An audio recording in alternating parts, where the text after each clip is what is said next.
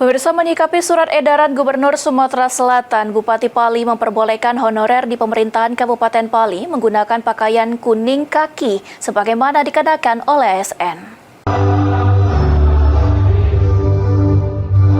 Menanggapi surat edaran dari Gubernur Sumatera Selatan, Bupati Pali menyatakan setuju jika ASN dan non-ASN seharusnya tidak terjadi pembatasan dalam penampilan, sehingga Bupati Pali menyatakan pemberian izin untuk menggunakan pakaian PDH merupakan langkah yang sangat positif dan adil.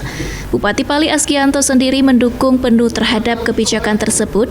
Ia menilai bahwa langkah ini merupakan bentuk pengakuan dan penghargaan terhadap peran besar honorer dalam menjalankan roda pemerintahan dan pelayanan publik di daerah.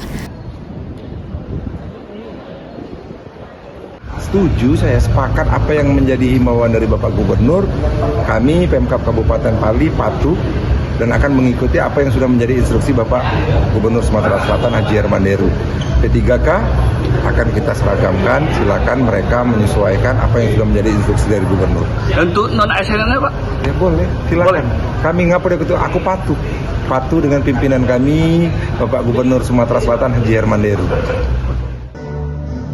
Ditambahkan oleh Asgianto, tidak seharusnya ada batasan dalam penampilan antara ASN dan honorer, karena keduanya sama-sama berkontribusi secara signifikan dalam kemajuan daerah.